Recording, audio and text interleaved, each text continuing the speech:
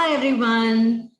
So we recorded our first Boxed Wine and Dine a few days ago, and this is our second episode. And tonight's theme is cozy night in or comfort food. So I'm curious to see what Libby and Sophia, you both have paired with your wines. So I've got the bowl grabber Albarino still on the go.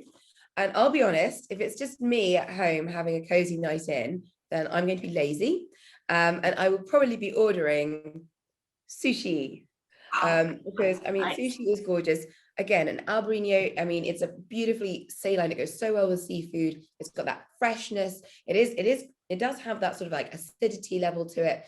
But it's that saline quality that really makes it pair beautifully with some sushi. If, however, I did not let you down, guys.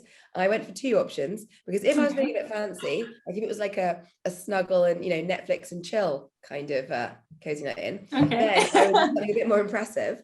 So here I also have some prosciutto, some Iberico cheese, which is Spanish cheese, and then some artichokes, marinated artichokes in this bowl here, which are a bit like nibbly, but that whole saltiness that you get in that cured meat and those kind of cheeses and stuff, they go again really, really well. They really complement the Albarino because of that. And this is such a food-friendly wine. I know I said it before, but I'll say it again. It's a beautifully easy drinking, light, refreshing wine that cries out things either like a hard, nutty, salty cheese like a Manchego or an Iberico, or things like the sushi seafood. It's absolutely delicious. I just want to curl up right now. Yeah, well, when I think of cozy night in, it's either sort of nibbly, picky bits like you've done, Libby, or it's pizza.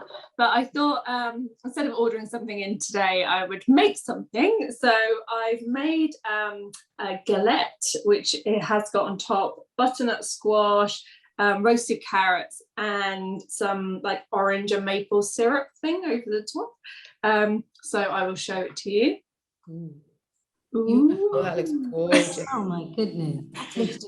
I just saw this in the book and thought it looked gorgeous. So second of all, picky finger food, perfect for a cozy night in, but also the flavors. So this has a base of mascarpone, and as I mentioned last time, pecorino is quite delicate. It's not too high acidity. So again, it's going to pair with more delicate flavors like a creamy mascarpone rather than like a sharp cheddar or something. So yeah, very happy with the pairing actually. And you folks know that I had the Côte de Rhône from the Wine Society, a 5-liter bottle. So, it's perfect for not having to worry if we'll ever run out of wine for an evening.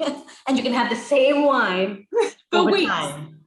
For weeks and months. And for as many people as well. And for me, a cozy night in, a comfort food is typically Indian food. And I'm Indian, as you know. And so I have planned for tonight chicken curry with some rice with dill and peas, some roast potatoes Indian style, and mashed eggplant also Indian style. So this is my meal. And you know what? People tend to think that Indian food, you need a Sauvignon Blanc or a Riesling or something off dry. But I think it depends so much on the palate. Indians, for instance, love red wine, and we don't think twice before pairing red wine with a curry. And for me personally, the spices in the food go really well with this juicy red wine. Juicy, it's not jammy, but it's quite ripe fruits, like lots of berries, raspberries, blackberry, some cassis, but it's not a super structured wine. So it's quite an easy drinking wine. And it doesn't, yes, it does have, I think, 14% alcohol, but it doesn't quite overpower with the burning sensation because it's not that structured. It's very easy drinking. So for me, I think this pairing could really work well. Now, time will tell as we continue our conversation. And I actually try the pairing. I think we've talked about this before, that people get so hung up on pairing Indian food with like the sorts of meats like the chicken or the lamb or whatever, but really people should be looking at the types of spices instead. And so do you feel like, because you've obviously made a few different dishes, that the wine sort of complements all of them.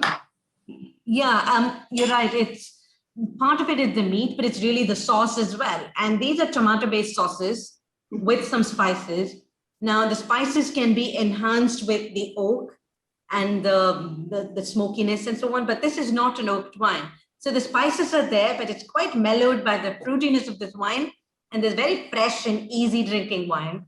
It's not a combination I think I've ever tried. So No. I'm coming round for dinner at yours.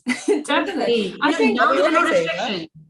I think this is such a great experiment, because we're actually over like a period of weeks, we're being allowed to kind of pair this same wine with different dishes, because it's not just a bottle of wine that goes off after a few days. It's a box that can last for weeks. Absolutely. So we kind of, I think it's just so good for kind of, if you just want a glass of wine with your meal, and you're just getting the opportunity to kind of see what works. And like you said, Vidya, about your wine, like it's very versatile, like it's easy drinking. And it's similar with my wine. I mentioned on the first episode, it's got that softness to it. It's very versatile. It's very refreshing. And because of the kind of ripe fruits, you know, they're not too citrus. They're actually more kind of apples, pears and peaches. It goes really nicely with like the butternut squash and the carrots. They're kind of the sweeter kind of vegetables. Looking at it from a sustainability point of view, and you're not someone with a cellar who's looking at saving bottles for decades. I mean, I would never be able to save bottles for decades. I wouldn't think so. But if you're not that person, you're just wanting to drink wine now, then this is absolutely the way forward. Yeah. And I think, like, even though people think, oh yeah, but glass is recyclable too, I think the percentage, you know, cardboard is so much more recycled than glass. And like you said, the actual volume, so there's 3 or 4 bottles that go into one of these. And 5 if it's Vidya. Exactly. But you're right, both of you, that, you know, sustainability, the consciousness about sustainability has definitely gone up, not just among us, but overall, I think, in the UK market, because people are much more, I mean, in lockdown, what could people do but order more wine in and drink more wine? But then they also realize how many bottles they're clearing out. Whereas something like this is perfect because it stays, and you know what, the convenience of this box, it fits neatly into a fridge. But also, if you think about it, there's less packaging involved because you're not protecting these fragile glass bottles. So the packaging is 7.5 times less for boxed wine than for glass bottles.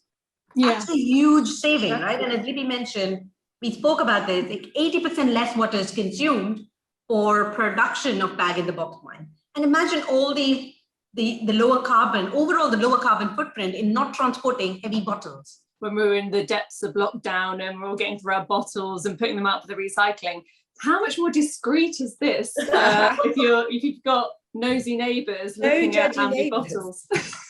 This, as you said before, I think it doesn't drip, you know, it's sealed. So knock this over, throw it to someone to catch. Use it as a football. You want some? Here you go. I mean, it's not going to spill. So there's no accidental wastage either. Exactly. Yeah. It's like a tippy cup for adults. I like that, Libby. And overall, just say, hey, I'm contributing to the environment by drinking wine because it's low carbon drinking.